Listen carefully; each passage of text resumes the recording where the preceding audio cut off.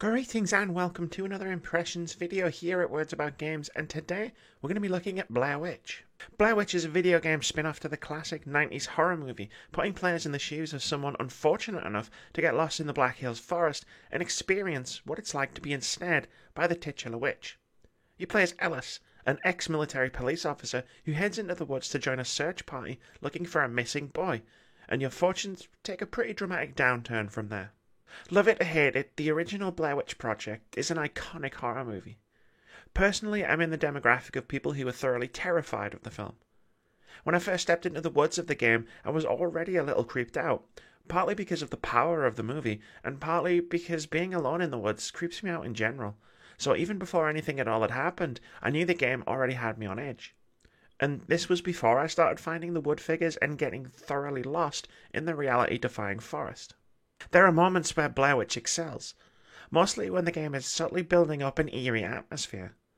The best horror games make you feel uneasy when there's no possible way that anything can actually happen to your character directly, and Blair Witch often nails this feeling. Wandering the woods, day or night, trying to track down the missing kid as you're uncovering more and more disturbing sights, stressed out about what your next steps could possibly reveal, is a familiar feeling for a large portion of the game. Blair Witch does a fairly good job of pacing itself during its non-confrontational horror moments. It plays with your sense of reality and disorients you really well. It's easy to get lost in the woods when the path constantly shifts and loops around on itself. The imagery helps to unsettle you as well, whether via creepy tapes and disturbing Polaroids you find, to the iconic wooden figures, subtly terrifying dolls, and other sights I won't spoil in a review. Luckily, you'll always have Bullet. You spend most of your time in Blair Witch with your trusty service dog.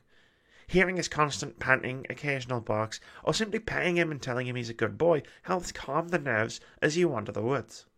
Considering Ellis was given Bullet to help with his PTSD, it's actually a fairly ingenious gameplay mechanic, as he performs a similar role in keeping your nerves steady as you plunge ever deeper into the horror. Bullet performs some practical purposes too. Aside from the game warning you that how you treat him would affect the outcome of the game, you can use Bullet to find hidden items in the forest, and he'll generally guide you to where you need to go. Command him to seek, and he can lead you to the next area, or emerge with a key item, or another tape for your camcorder, the latter of which conveniently lets you sometimes rearrange the world to make progress. Find your path blocked by a tree, for example, and you can watch the tape that's shot in the same location. If you pause the tape on the moment when the tree is still standing, it'll magically stand up and allow you to progress. It adds an element of light puzzle solving to the game, and although I'm not sure it was really necessary, I can appreciate the inventiveness of it as a mechanic. It sure beats finding item A to use on item B that is typical of puzzle solving in horror games. It's in combat where Blair Witch falls short. What made the movie such a special experience was that you never really saw anything. Instead, it weaponized your imagination against you, allowing you to fill in the blanks yourself. Whatever the filmmakers could have put in the movie wouldn't be nearly as scary as what your imagination could conjure up. And while the game makes the smart move of keeping the witch herself an unseen malevolent presence and voice in your ear, you are going to have to engage some monsters in combat of sorts from time to time. It's not just that combat tips the game's hand and shows too much, it's also pretty bad. Whenever Bullet stops and starts growling into middle distance is when you're in danger, and you'll need to follow his gaze with a flashlight to fight off creatures trying to kill you. It's cool in theory, but awkward in practice. It's difficult to turn quickly and also keep Bullet in the frame, and sometimes your trusty canine companion doesn't turn fast enough to let you shine your torch before an attack. Rather than being the tense encounters that Bloober Team wanted them to be, these encounters are simply annoying, and deflate a lot of the tension and eeriness that the game builds up.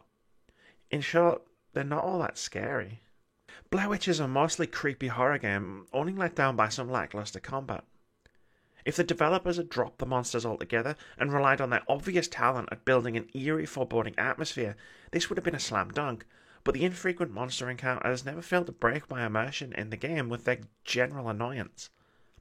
If you can fight through the aggravating combat, however, Blair Witch is a genuinely unsettling horror experience with some really great set pieces and wonderfully disorienting level design. Just make sure you pet the dog. Your life might depend on it. Thank you very much for watching this video. If you've enjoyed it, please leave us a comment, like, or subscribe to the channel if you haven't already. We've got tons of awesome videos coming every week, including review impressions, indie game of the week, debate-driven top 5 lists, video essays, and our weekly podcast where we discuss games, gaming culture, and the games industry. We also stream 3 times a week at twitch.tv/wordsaboutgames. But most importantly, have a fantastic day.